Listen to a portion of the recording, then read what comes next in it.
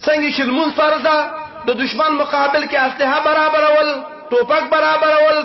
الله رب العزت به قیامت کې موږ نه دې پوښتنه کوي چې څنګه تانه هغه ستا دشمن هغه زیاتې اسلحې جوړې کړې دي ځکه چې تا الله په دې مامور ګرځولی چې وعدوا لهم ما استطعتم من قوه تیار کې دشمن مقابل کې هغه تاسو توان وي د قوت نه ومن رباط الخير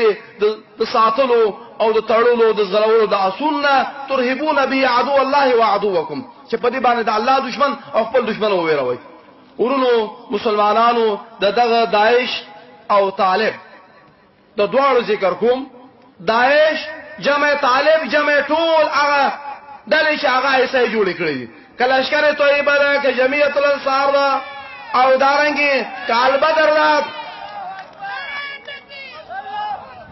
او کنور هغه د ایسه شاخی دي چې پلاس کې ټول جنرالان د ایسه دي ثابت خبره ده ورونو دا خلک چې زموږ وطن خرابوي د دې په خلاف جګړه دا د حق او مقاومت د دې سره دا واجب د پټول امت مسلمه باندې کاغه طالب دا کاغه داعش دا چې ما وښني ما پس راځي زما کور خرابوي ورونو والله راځي کوبري کې شکی د دې په مقابله کې دای پروژې د اسلام د بدنامولو لپاره جوړ شوی دي هغه پیغام چې پیغمبر سم کړی دي چې دا څه فتنه پیدا کیږي او دوی به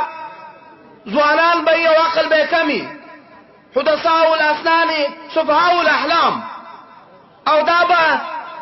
د اسلامي دولت دعوه به کې په ظاهر کې او په حقیقت کې به د اسلام د دین مړی نه لاندې بنئ دوی به د مسلمانانو سره جګړې کوي یقاتلون اهل الاسلام د مسلمانانو سره به جنګ کوي دا به هغه ډلې چې پیغمبر صلی فرمایي طوبى لمن قتلوهم وقتلوه خوشبختی است هغه چا لپاره ده چې دغه خوارج او دغه اهل تکفیر دا مړ کی او خوشبختی د هغه چا لپاره دي دا شهید شي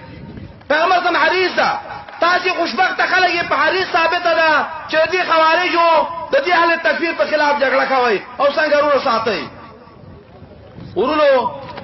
دغه انسانان پیغمبر فرمایي چې بدترین بد اخلاقه او بدترین د مخلوق به دا خلک داسې به شي هغه وخت علامه دا و چې علي صاحب په خلاف جنگیدل علي صاحب دې بهکندي وکړه دې ختم کړل او اول دا د دې فتنې په خلاف علي صاحب جګړه کړې ده دې وجلې دي ختم کړې دي او د دې علامه هغه وخت کې تحلیق وسورنه به خریل او محدثین فقها ذکر کوي چې اوس وخت علامه التسبیل وګدوګ دوه وختان په پرې وحشي انسانانو په شکل باندې دعوه بر دین کوي او دین د بدنامولو لپاره به دې کار کوي نورونو دا بدنام خلک دي بے عزت خلک دي